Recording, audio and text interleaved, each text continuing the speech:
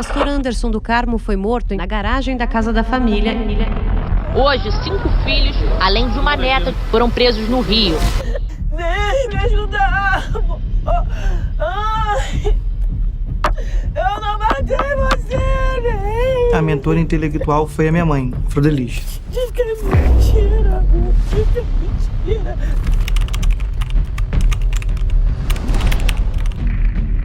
Parte 1. Quem foi Flordelis? Uma pastora, um assassino ou os dois? Eu gostaria de esclarecer que as informações apresentadas nesse vídeo foram retiradas do livro Flordelis, a Pastora do Diabo. Acho que a principal questão aqui é entender o porquê valeria a pena da Flordelis dar fim à vida do pastor Anderson do Carmo. Mesmo que ele tivesse algum controle financeiro sobre ela, será esse motivo suficiente para ela colocar em um risco tão grande todo o seu império que ela construiu ao longo de décadas? Parece que foi quase que uma ordem vinda de alguém superior dentro daquela casa, dentro daquele ministério, no caso a própria Flordelis. Mas e quem é e de onde veio a Flordelis? Ela é filha do seu Francisco e de Dona Carmozinha. A história de adoção envolvendo a Flordelis começa aqui. Dona Carmozinha, mãe de Flordelis, adota uma sobrinha e acaba tendo mais 2 filhos com outro homem antes de conhecer o seu Francisco, pai de Flordelis. No entanto, ela acaba ficando sozinha até o seu Francisco decidir ficar com ela. Naquela época era muito complicado para um homem ficar com uma mulher que já tinha filhos, especialmente uma que já tinha 3, mas ele decide ficar com a Dona Carmozinha. A mãe da Flordelis sempre foi uma pessoa muito religiosa, ligada à religião evangélica. As pessoas procuravam-na para fazer pregações e realizar cultos evangélicos. Seu Francisco, com o tempo, também aderia à religião da Dona Carmozinha, tornando-se um pastor evangélico. Mais tarde, nasce a primeira filha do casal, a dita cuja Flordelis. Flordelis cresceu com os ensinamentos religiosos da sua mãe e sempre cantou muito bem nos cultos que ela realizava dentro da igreja. Ela ajudava a mãe até mesmo em sessões de exorcismo dentro da igreja que a mãe estava fundando. É importante entender que isso já acontecia dentro da comunidade do Jacarezinho. As pessoas foram adquirindo confiança na Flordelis desde essa época, o que facilitou mais tarde a adoção em massa que ela iria fazer. Durante a adolescência da Flordelis, o tráfico de drogas começou a dominar as periferias, atraindo a maioria dos jovens para essa vida. As mães buscavam no culto da Dona Carmozinha uma oração para tirar os filhos das mãos do tráfico. E com o tempo foi se formando ali no Jacarezinho a igreja da Dona Carmozinha. E foi mais ou menos nesse período que o seu Francisco percebeu o talento da sua filha para cantar e formou um grupo musical evangélico no qual a Flordelis era a vocalista. Em um dia específico, seu Francisco marcou uma apresentação do grupo em uma igreja local, mas ele acabou esquecendo a Flordelis dormindo dentro de casa. E ela acorda e diz à mãe que vai acontecer algo terrível com o pai. Enquanto isso, seu Francisco sofre um acidente de trânsito capotando a Kombi em que iria com os outros integrantes do grupo, mas felizmente todos sobrevivem ao acidente. Mas, enquanto esperava ajuda na estrada, outro carro desgovernado acaba acertando seu Francisco e levando-o a óbito.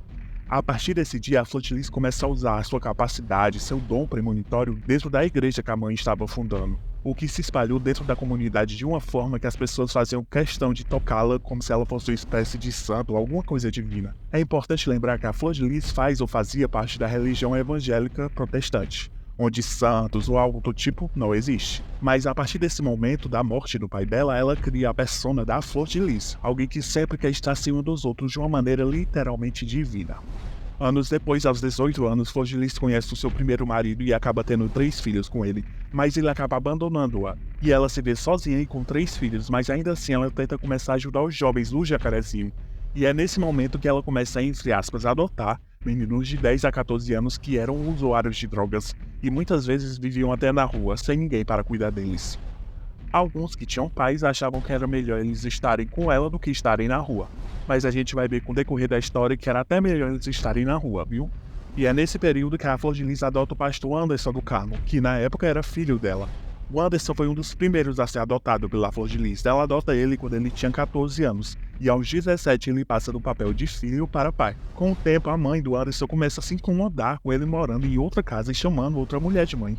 Mas ela não tinha muito o que fazer, pois ele não estava sendo forçado a ficar lá. E naquela época, pelo que eu entendi, o estatuto da criança e do adolescente não valiam de nada, né? E é a partir desse momento é que uma história um pouco mais sombria começa a acontecer. Algumas mães começaram a deixar seus filhos sob o cuidado da Flordelis. Algumas apenas durante o dia enquanto iam trabalhar, e outras deixavam uma semana ou mais, sem voltar para buscá-los. Todas essas crianças eram comandadas pelo pastor Anderson do Carmo, ainda na época filho adotivo da Flordelis. Chegamos então à parte mais perturbadora dessa história. Um dia, Flor de Lis simplesmente entra em coma, e desse coma que ela ficou por 3 dias, ela acorda e percebe que seus cabelos estão curtos e que a pessoa, Flor de Lis, continuava dormindo. E quem tinha acordado agora era uma entidade chamada Keturiene. E essa Keturiene tinha uma missão de recolher pessoas que viviam na Terra para transformar o mundo a partir disso. E ela começou a transmitir, a passar essas mensagens para os filhos dela, para os filhos adotivos dela, para que eles pudessem evangelizar em seu nome. E a mando dela, eles começaram a evangelizar na rua e panfletar ao seu nome de Keturiene. Eles sempre eram muito vigiados quando saíam da casa, pois quando eles não faziam exatamente o que ela mandava, ela dizia tudo o que eles fizeram durante o trajeto. E a Keturiene dizia até que iria puni-los por isso. E eles achavam que a Flor de Lis, a Keturiene, tinha poderes, que ela poderia ver tudo o que eles faziam, que ela poderia ver até mesmo os pensamentos deles. Muitos não conseguiram fugir nessa época por causa da Keturiene, porque eles achavam que se eles pelo menos pensassem em fugir, ela iria punir eles de uma maneira religiosa, pelo que eu entendi, que eles não iriam pro céu. Foi mais ou menos isso que eu entendi. E eu não preciso dizer que essa situação bagunçou completamente com a cabeça dessas crianças. Eles tinham medo até de pensar em fugir daquele local. Falava pra gente como nossa líder e que ela era um anjo que veio do céu com uma missão. Ela se passava pra gente como Ketura. Nós éramos o filho espiritual dela, que veio do céu para ajudar ela a cuidar das crianças. Eu, na época, com 12, 13 anos, me afastei da minha família biológica, que na minha mente, ela era minha mãe, acabou. O Wagner tinha morrido. Eu sou o Misael, que veio do céu. Foi uma lavagem cerebral. A função dela era como manipuladora. Sempre foi manipuladora. E com o passar do tempo, essa história de Keturiene foi se perdendo, e todos pararam de falar sobre essa época da Flor de Lis. Essa história é contada pelos primeiros filhos adotivos da Flor de Lis, que se revoltaram contra ela. E eles também dizem que todas as perucas que a Flor de Lis usa desde essa época de Keturiene tem a ver com a Keturiene, porque a Flor de Lis só consegue ser a Flor de Lis quando ela está de peruca, pelo que eu entendi. Então ela comprava diversas perucas caríssimas, vale ressaltar, e usava para voltar a ser a Flor de Lis. E à medida que a Flor de Lis se aproximava da sua meta de 50 filhos, que vale ressaltar que foi atribuída pelo Anderson, afinal, ele comandava tudo ali. A mídia ficava cada vez mais interessada nela. Ela aparecia em todos os programas de TV da Globo, teve participações especiais no programa da Xuxa, Ana Maria Braga e jornais da Globo. Ela participou até mesmo do Fantástico. Era lindo de se ver na TV uma mulher cuidando de dezenas de crianças sozinha, sem dinheiro e sem casa. E foi nesse momento que ela começou a receber muitas doações. Eles começaram a doar quantias que basicamente financiaram a criação do Ministério Flor de Lis. Como Anderson do Carmo foi do papel de filho para pai. Para a Flor de Lis era necessário ter uma figura masculina dentro da sua nova casa, dentro do Ministério Flor de Lis. Todos os filhos já viam o Anderson como uma figura de autoridade, mas uma autoridade mais como irmão. E chegou um certo dia que ela reuniu todos os filhos adotivos dela, e assim o filho adotivo se tornou pai. Com o tempo eles acabaram também se casando. Vale ressaltar que a diferença de idade dos dois sempre foi gigantesca, né? É bom entender como era a convivência dentro da casa da Flor de Lis. Com o pastor era uma relação bastante complicada. Você tá doente, sabe?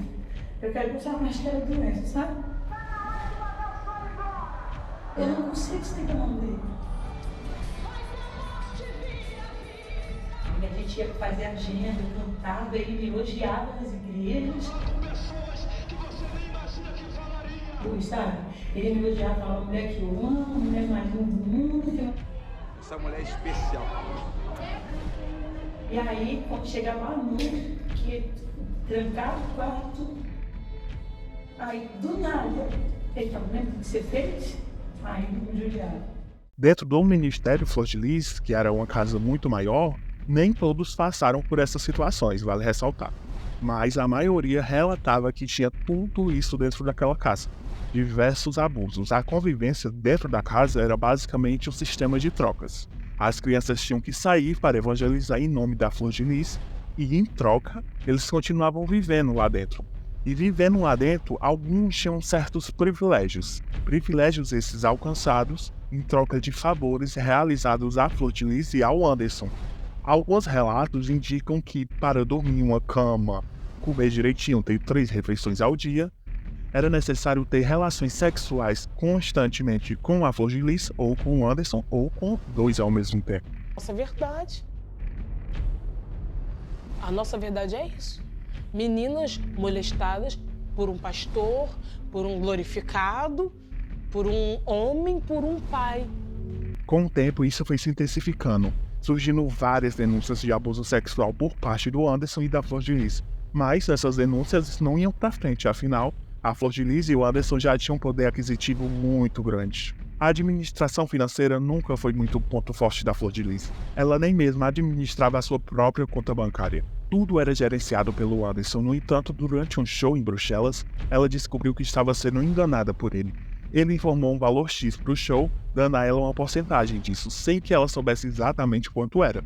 Ao procurar seu passaporte no quarto de hotel, ela encontrou o contrato do show, que era 10 vezes o valor que ele tinha informado. E foi nesse momento que ela percebeu que estava sendo enganada pelo Anderson e se sentiu traída.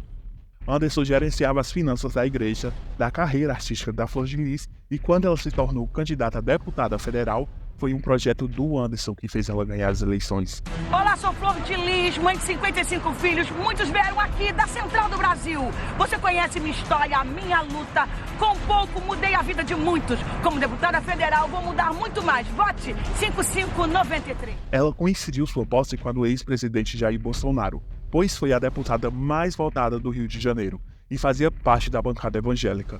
Embora ela tenha tirado fotos com várias autoridades, ela ainda assim dependia do Anderson para exercer o seu mandato, pois ela não fazia ideia de como se movimentar dentro do Congresso Nacional, ou quais eram as funções de um deputado federal.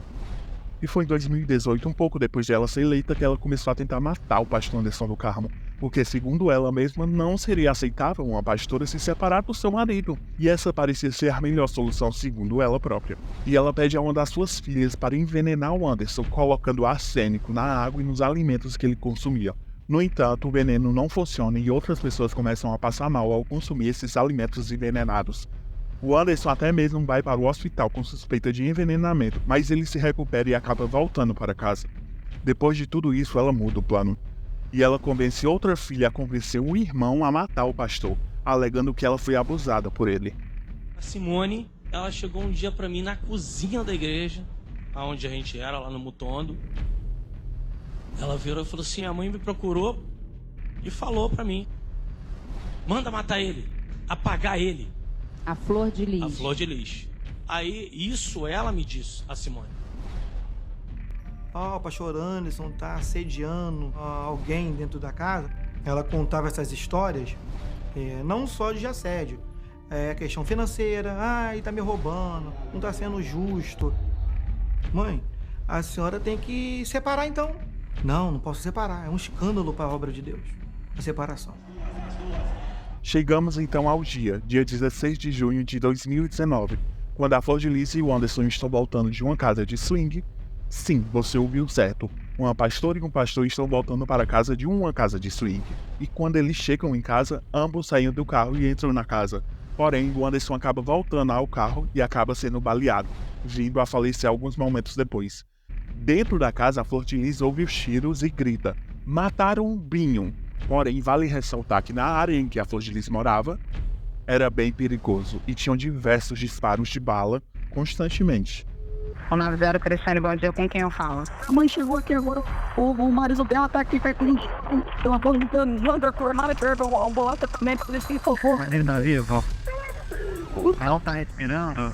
Sim, mas não referiu seu avô. Eu não sei.